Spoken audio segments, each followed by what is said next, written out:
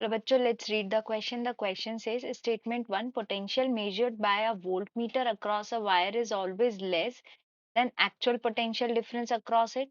Statement 2 finite resistance of voltmeter changes current flowing through the resistance across which the potential difference is to be measured.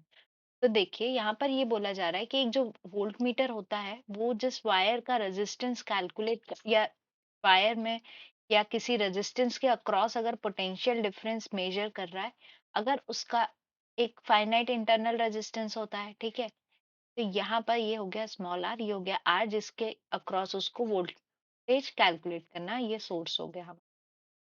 तो इसकी value हमेशा वो क्या करता है, कम वैल्यू मेजर करता है. अब यहाँ पर अगर हम की कॉन्सेप्ट देखें तो देखिए इस केस में वोल्टेज अक्रॉस हमारा रेजिस्टेंस आर कितना है, ई है, क्योंकि ये पैरेलल में है सोर्स के कनेक्टेड. ठीक है, तो इससे अगर हम एक इक्वेशन लिखें तो ये क्या हो जाएगा, सपोज यहाँ से हमारा करंट I1 फ्लो कर रहा है, आर के थ्रू हमारा करंट I2 फ्लो कर रहा है, और ये हमारा करंट हो गया टोटल आई. तो यहाँ से हम लिख सकते हैं कि I2R is equals to V plus I1 small R. ठीक है, क्योंकि यहाँ पे ये जो पॉइंट्स हैं दोनों के बीच का पोटेंशियल डिफरेंस इसके वोल्ट मीटर रीडिंग के बराबर होगा. अब ये जो I2R है ये किसके बराबर है, E के बराबर है. ये क्या हो जाएगा, capital E is equals to V plus I1R. और V क्या है हमारी, वोल्ट मीटर रीडिंग. इससे हम कह सकते हैं कि हमारा V जो है it is less than E, क्योंकि इसमें I1R की वैल्यू हमारी ऐड हो रही है. अब अगर ये I हमारा इंटरनल रेजिस्टेंस नहीं होता तो ये टर्म क्या हो जाती है, हमारी पूरी जीरो हो जाती. तब हमारा when internal resistance small r is equals to zero, then V is equals to E. और ये क्या है, एक्चुअल पोटेंशियल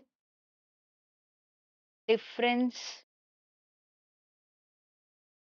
अक्रॉस R, है ना. तो अगर इंटरनल रेजिस्टेंस नहीं होगा तभी हमारा voltmeter actual potential difference across R calculate कर पाएगा. तो हमारा जो स्टेटमेंट 1 है वो सही निकल गया, क्योंकि जो वोल्ट मीटर रीडिंग है वो हमेशा ई से लेस होगी. तो ये हो गया स्टेटमेंट 1 करेक्ट. अब स्टेटमेंट 2 में बोला है कि finite resistance of voltage changes the current.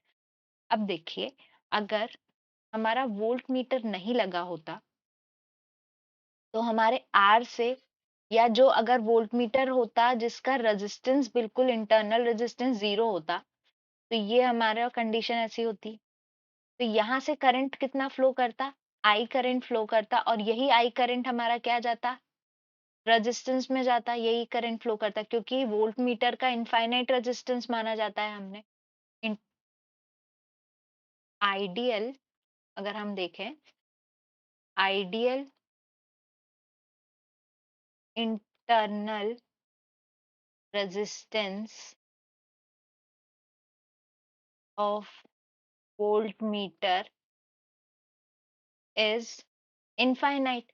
अब इनफाइनाइट ना होके अगर कुछ फाइनाइट रेजिस्टेंस आ जाएगा तो ये करंट क्या हो जाएगा, डिवाइड हो जाएगा दोनों पार्ट में.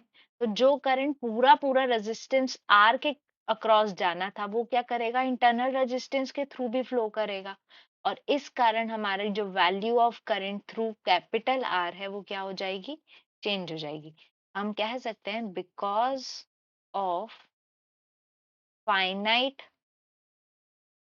internal resistance, voltmeter resistance of voltmeter, current will distribute, therefore current in capital R will change. तो हमारा जो स्टेटमेंट 2 है वो क्या है, वो भी करेक्ट है. और इसी के कारण हमारा स्टेटमेंट 1 सही है, क्योंकि हमारा फिर वोल्टेज क्या हो जाएगा, लेस हो जाएगा. इसलिए हमारा statement 2 is correct explanation of statement 1। इस हिसाब से हमारा ऑप्शन ए क्या हो जाएगा, करेक्ट आंसर हो जाएगा। So answer is option A, both statements are true and statement 2 is correct explanation of statement 1। I hope you understood the question well. Best of luck.